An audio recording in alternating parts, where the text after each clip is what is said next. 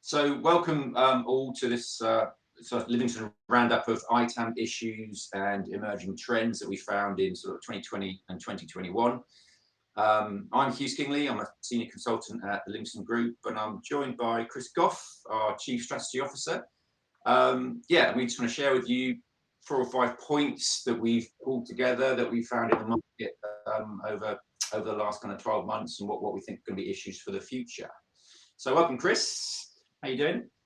Well, Hugh, thanks for inviting me for this. It's been a subject that we've been talking about for a few months, so it's great to finally put this down on record, I suppose. Yeah, it's good, isn't it? I mean, it has been well, let's not go into it. It's been a crazy year, hasn't it? But we've been talking about how things like COVID and working from home has driven or brought forward quite a lot of business challenges, hasn't it? And I know you've done some pieces that are on the Livingstone website about things like the fragmentation of procurement. So I guess should we just jump in? One of the things we've been talking about is like the business challenge of the tension between procurement and IT. How there's this increasing kind of tension between what procurement want and what IT want.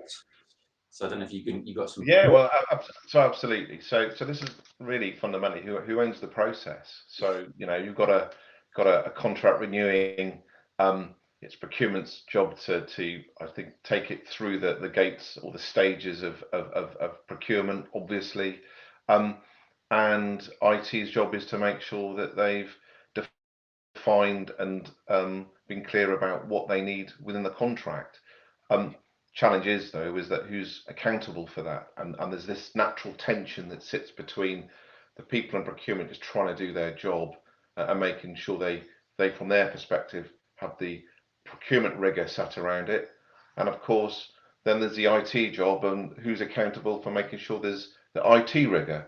But the challenge in all of this is that there is the business trying to do what it needs to do within the contract. So who is accountable? Who's accountable for defining the strategy, the product selection? Who really defines that absolutely this is a necessity for our future strategy? Who's committing to the timeframes on things like new product deployment, all those things? And to be honest, who's asking the difficult questions? Are IT asking them? Are procurement asking them? Or is anyone asking them? Yeah, and that rings true. I mean, we're finding in the services we offer that there's this kind of gap, the sort of the demand gap in the middle, which is who joins it all together. What procurement really want is someone to tell them what's coming down the road, and obviously now IT's focus is about managing BAU. And strategy's focus is about planning for the future, but there's a sort of natural gap in the middle. Now, I know you've been talking about governance a lot this year, but it feels to me like ITAM's come a bit full circle, and it's almost like the governance stuff needs to be revisited and redesigned. Well, it's really interesting because if you think about it, in days gone past, the bill of materials that everyone was focused on was really just a capex consideration. People defined it, they bought it. That was last year's budget. Okay, there's a bit of support or maintenance that's ongoing, but any poor process around that was yesterday's news. Of course, in the OPEX world, it's an ongoing issue. So there's ongoing scrutiny in terms of how well that was done, and this is, of course, where governance comes in, because governance is there to really make sure that people are operating within the guardrails of best practice and are making decisions in the interest of their organisation, and whilst not exposing the organisation to unnecessary risk. And of course, a lot of those issues were not really dealt with ever because they were yesterday's news on a capex basis. OPEX changes that, and so there's this new drive to say, well, what does good governance look like? How should we be managing this entire life cycle? Because there is clearly an ongoing financial element to whatever decisions we now make regarding a contract. Yeah, and that sort of segues us. I know you did a piece last year on the fragmentation of procurement, the democratization of people being able to buy and use IT. I think that's part of that drive, isn't it? There's this pressure. Everything's agile, DevOps, Finnops. There's this pressure about organisations seem to be wanting to create small product teams that are kind of autonomous, and that's just driving this fragmentation, isn't it? So it's really interesting. So budget holders are empowered to spend their own money. What has cloud given people? It's given people the ability to procure a turnkey solution, application to whatever business challenge or operational corporate challenge they're trying to fix. And at the same time, at a technical level, you've now got a whole layer of technical people who are operating these solutions, who are empowered through their own administration and decision making to also spend money. Yeah. So the centralized control framework of IT that used to own the budget and be responsible financially for its own decisions has suddenly lost control of the budget, but equally it's also given more control to very often the technical administrators of those solutions to spend money that they're no longer accountable for. This is why governance is required, right? Totally. Yeah, and it's interesting because we're seeing a lot more audits in the market, and by which I don't mean vendor audits. I mean like Ernst & Young, PwC, auditing companies for their ITAM governance, see what structure they got in place, and a lot of that defaults back to have you got an ITAM policy, have you got a cloud policy, have you got a SaaS policy? Just you need that just as a catch-all, as a starting point, because if everyone's going to run around doing their own thing, it's got to be linked back to something central, hasn't it? So it's really interesting, and it's interesting looking at the behaviour of organisations who are just trying to use that as a trope to uncover actually what direction is this customer going in, versus organisations that are going to actually try and help customers genuinely put an operating framework in place to meet those governance challenges. What I've seen certainly with a number of customers is you've seen some of those organisations actually using it as a way of establishing more control over some of their strategic decision making in terms of vendor choices, technology choices, that kind of thing, and actually in practice not really driving any kind of meaningful outcomes in terms of helping the customers put better governance across those operating needs. Yeah, it feels like we've come full circle, doesn't it? It's like, well, what can we go back to help control this mess and those good old-fashioned kind of governance? It totally, and what we're seeing clearly customers wanting to evolve software asset management and IT asset management and make it step up into being more financially accountable on a day-to-day operational basis. And you're also seeing out in the industry these emerging frameworks, things like Finnops starting to appear, where it's people who are trying to take ownership, and certainly within the office of the CIO, are establishing these cloud business units, and things like Finnops are being looked at as a way of establishing an operational framework to manage both upfront forecasting of things like cloud consumption, but also the day-to-day, week-to-week, month-to-month variable element of cloud consumption, both of which need very different approaches to capture and control. Totally, and that actually might be part of that solution to that tension between procurement and IT, I guess. So should we? Yeah, that's a nice segue. Should we go on to the cloud bit? So SaaS is obviously part of that cloud environment, and it's just rising and rising. A lot of renewals for traditional product sets are being forced to become SaaS because the vendors are changing their models. I guess it's so interesting, isn't it? There's kind of I look at kind of three things going on.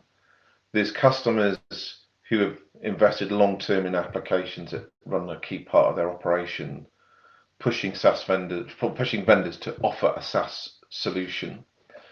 There are then obviously the kind of knee-jerk reaction that we saw in COVID. I promised I wouldn't mention the word Teams or Zoom, but anyway, of people, as we talked about, people who are budget holders empowered to make their own choices, quickly procuring new solutions like collaboration tools on a SaaS basis. And then, of course, you've got this other issue, which is, I guess, the insidious part of vendors trying to maintain enterprise agreement revenue, trying to move customers to almost to an OpEx revenue model, and at the same time shoehorning SaaS solutions in terms of those agreements. So it's quite an interesting dynamic going on. There's those apps that actually you're invested in and need to want the vendor to innovate. There's obviously what we talked about, the vendors trying to push themselves and their enterprise agreements into a SaaS solution that may actually not be fit for purpose, and that ad hoc stuff that's been acquired en route, and that together is creating an interesting SaaS challenge, right? Totally, and I think it's like, I mean, there's people in the industry talk about cloud shock for a long time, which is obviously you get on the cloud train and then you get the price shock. But I'm more sooner than that. You've kind of got this contract shock where when you come to renew, you're getting forced to do something you don't want to do because the vendor's going, well, you can't buy that anymore, and understanding that's a bit better. Yeah, the other bit. Just quickly on the cloud piece that we keep seeing is the sort of the hidden compliance challenges in SaaS. The fact that you're signing up to and know more than you do, and you can stumble into non-compliance really easily. And that's so misunderstood, right? Yeah. People think, well, it's a SaaS solution. How I'm not having to manage licenses anymore. I'm not responsible for licensing the technology that runs the application. How can I get into a compliance issue? It's really quite interesting how the stories rhymes with the past. It's all now about how people, of course, are using those SaaS applications, and even to the extent where people don't realize that they have access to functions and features that they're not covered for in their own license. Yeah. It is quite incredible, and there is precedence in this, right? We know with certain vendors, some big ERP providers kind of have kind of allowed this or used this as a tool to clearly maintain commercial control. It's kind of now becoming more present in the mainstream, and some of these compliance issues are clearly far more transparent than others, right? So having a contract that only covers you for one geography is a fairly straightforward compliance issue. You don't give access to that in another geography if you're not covered by your license or your permitted usage rights. However, having some underlying usage function that you can inadvertently use through your user account, that's a whole different ball game, right? Yeah, it implies a level of control that isn't going to be there if you've democratized your procurement. You got people buying stuff. Well, exactly, and who's going to be thinking that that's a problem for them? The reason people are, one of the reasons people are going down the SaaS route, of course, is to fix their costs. Yeah. My cost of delivering an application to a user is great. I can put that in my budget. It's in my P&L. I can go, right, that's my cost, done. Yeah. Wait a minute. What do you mean risk? How does that step into this? So people are going to be caught totally unawares and are being caught totally unawares by what's happening there.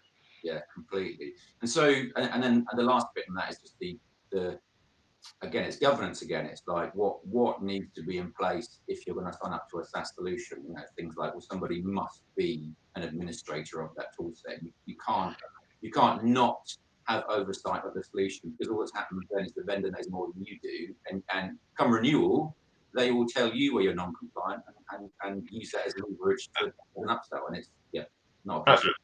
Well, and this again is about the role of governance, isn't it? As we know, when software asset management was the only tool that you could use for license, of course, what SAM the data side of the trustworthy data side of SAM was really the rear view mirror, wasn't it? It was looking at yesterday's activities and determining where you breached a licensing rule and go and mitigate and fix that. Of course, the challenge with SaaS is taking that same approach from a technology perspective means that, you know, that behavior is allowed to happen, and it's the past that you observe. Of course, with PEX, it's a day zero risk, because if the vendor's able to know immediately through tracking an IP address, or through looking at all high level activity of what modules have been accessed in its product, they've got you banged to rights, you know, and it's very difficult to mitigate any of that. So governance has to deal with the front end policy and process, the same as in traditional software asset management around SaaS, and it's all about defining the policy and process of usage, and importantly having people who are accountable for that, both as a global strategy for SaaS, but then obviously at a platform level. And the question here is, how do you get that to work when the ownership isn't IT?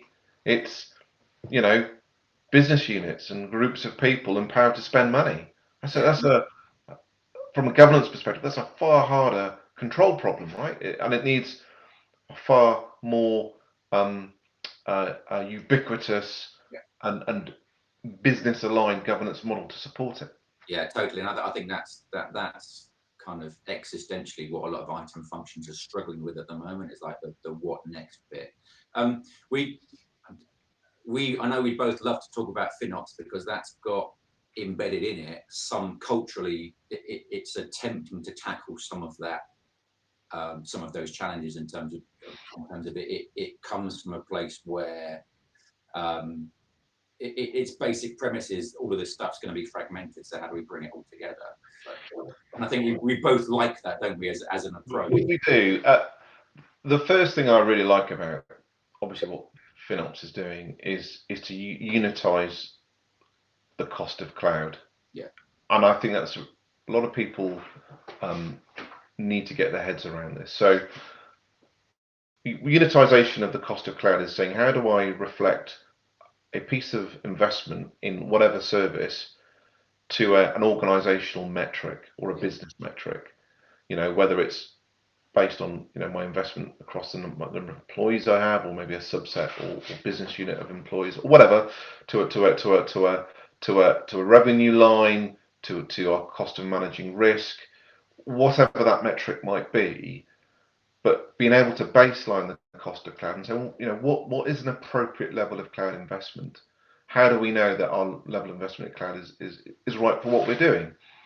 And of course, using that as a way of demonstrating not only, you know, are the right decisions or investment decisions being made around cloud in terms of the business benefit or the organizational benefit, that whatever that solution might provide, but also then as another KPI to use to kind of understand when, again, some of the when costs start to become kind of out of alignment in various parts of the organization. So that unit cost focus for me, from a business financial accountability perspective, I think is the key one, that the number one thing. And it just kind of makes sense with the modern environment. Someone said it's like, you know, if you're a clothes manufacturer, how do I link the four AWS instances I've just spun up to the amount of trousers it allows me to sell? And it's kind of like it's linking the tech to the business, which is really exciting. I've got to give us on because we can talk about that all day, can't we? So, no, well, totally. But what it means is when you're trying to drive governance in, it's all about how you implement accountability. Yeah. And that gives you the ability to create financial accountability all the way through, which then, when it cascades down to, you know, not just the people buying it, but also the people operating that environment, suddenly you have a metric or several metrics in which to link poor or good behavior against. You know, so in our operational operating model, how the decisions we've made have gone directly into profit improvement versus, you know, poor decisions that we've made that have just created more cost and risk without any organizational benefit being attached.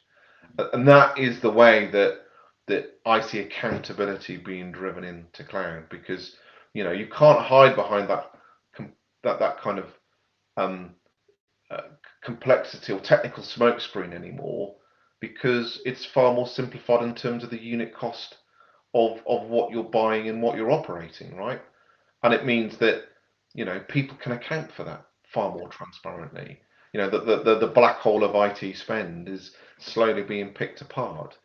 And of course, because this is OPEX and it's accountable week on week, month on month, year on year, the focus will never let up. And that's why I think Finnops for me is really started from an industry perspective to put the right shape around governance. Yeah. And if that makes sense. Yeah, perfect. And I'm just going to move us on then. So just finally, I mean, you touched on it. You said that, you know, that, what was it, the insidious creep of contract changes that we keep seeing. And it's kind of like this renewal shock. A lot of vendors are moving to, or they're trying to, they're shifting their contract models to subscription based, and, you know, for perfectly understandable reasons from a revenue point of view. But they're forcing organisations to get on that train too quickly. So something I've this is the competing challenge of you know, for a lot of big companies. Yeah. So what we're looking at here is large vendors who are looking at their market capitalization of their organizations, the value of their organizations, and you can see it, you know, even in this year in terms of the movers and shakers in the market in terms of their share price. You know, those that have had a good news story driven by COVID have rocketed. Those that haven't had a good news cloud story this year I've kind of are static or even decline in value. It doesn't mean they're making any less money necessarily. It's because the way the market perceives how they're innovating their platforms. And so a lot of vendors, of course, are taking what was existing enterprise type agreements and trying to turn them into subscription agreements, you know, trying to build that long-term lock-in. You know, you no longer necessarily have perpetual rights to the software you've bought. You now have a time-based license through an agreement, and their technology isn't necessarily evolving with those commercial agreements, and customers, I think, are being very much blindsided by that. Yeah, I've heard the phrase that one of the vendors is using is ownership is dead, and so there's all this language coming out just forcing, yeah, just let go of all that stuff, get on board the subscription train. We'll keep everything up to date, but you know, there's inherent lock-in in there, and how do you get off that train? And I think a challenge for Land grab. And of course, you know, the more all in you are in with a vendor, of course, the harder it is for you to pivot technically or strategically to competing platforms. So yeah, interesting times, Hugh. Interesting times. Very interesting. Well, thanks, Chris. That was really interesting chat. I mean, yeah, we were just kind of spinning up. Really, there's lots of detail beneath those points, but I hope you all found that useful. So just in summary, I mean, I think the thread through the whole thing is ITAM needs to look at the governance model. Things are still in flux, aren't they, Chris? So we're kind of in a wait and see in terms of what your business is going to do with things like you said, the cloud business office and Finnops, but key to us is making sure that the ITAM kind of governance structure is built. Yeah, it is. It's evolving the operational need of good governance with the competing issue of financial management, isn't it? And you know, people would argue that SAM has always had an element of financial management. That's, you know, clearly one of the raison d'etres for having a SAM program. It just hasn't been great at actually being in the moment able to deal with OPEX type challenges across a business. It's still been very siloed in an IT procurement way. This is about governance. It's far more extensive, able to provide better control, you know, at source. And of course, here we're talking about people who are empowered to buy or empowered to spend money, you know, in their day-to-day job, well, within a cloud contract. And this is, you know, typical ITAM approaches, you know, haven't dealt with it, you know, and clearly the market will itself do some of the definition. We're clearly doing some of this work with our customers, and trying to get them in a great place, and you know, pulling together governance as a more coherent framework to cover, you know, kind of all of these challenges. Yeah. So I think we'll leave it there. So thank you very much all for your time. I hope you found that really useful.